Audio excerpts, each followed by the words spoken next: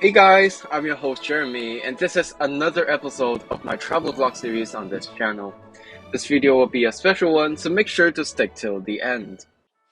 So recently, I've come across this trend all over YouTube, where people have been discussing what their favorite city is, and why. Now, as a traveler myself, I have to give it a go. For me, I must say that the best city among all those I've visited is Beijing.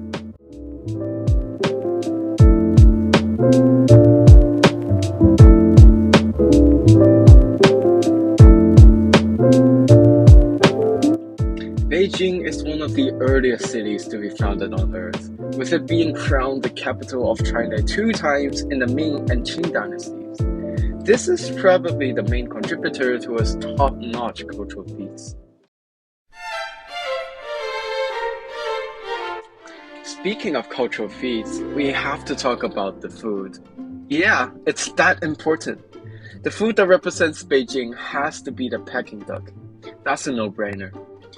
The Peking duck is a Chinese staple that started off as a royal delicacy. It was even nominated as one of the national dishes by the former premier Zhou Enlai. The dish itself is very complex, even though it may seem otherwise. It takes up to 2 days to prepare, to dry out and marinate the duck. On the third day, the duck is roasted in a wood-fired oven for 40 minutes. The final product comes out with an almost fruity and smoky aroma. It's eaten with a thin wrap with cucumbers, spring onions, and sauce. When I tried it, I was completely blown away. The juice of the duck combined with the sauce and the overlapping texture differences between the tender duck and the crunchy cucumbers. I was so sure this was what heaven tasted like. It was completely out of this world. Now, if you want to bring an authentic Peking duck home, perhaps as a souvenir, I recommend buying from Dua, one of the most well-respected restaurants in Beijing. They sell pre-packaged Peking ducks in supermarkets, but I suggest buying from their official stores to prevent buying fakes. Now that we've gone over the food, we have to talk about some must-visit tourist attractions. Although Beijing is a modern powerhouse, there are also frequent dollops of ancient architecture across the city.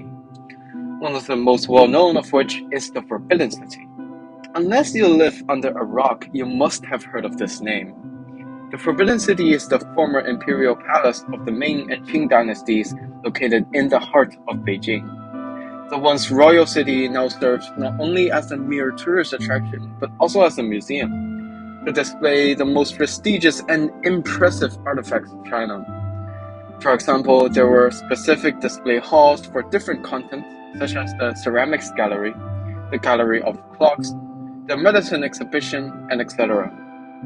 Just hear me out. You should definitely visit the Forbidden City and see for yourself. It's completely worth it.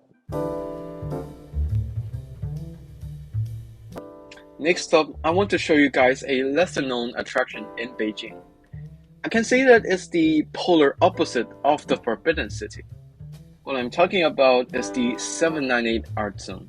The 798 Art Zone is located outside of downtown Beijing. It's named after the former 798 factory located in the Art Zone. The factory was designed by East German experts to help with rebuilding China again.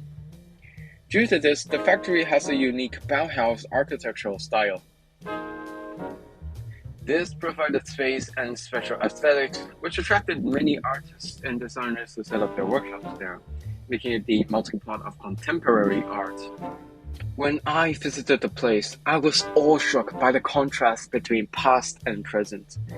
Abstract paintings hung on old red brick walls with Maoist slogans painted on the ceilings.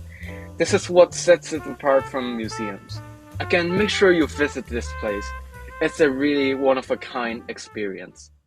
Now, after all of this, I'm sure you want to visit Beijing, or even agree with me when I say that it's the best city.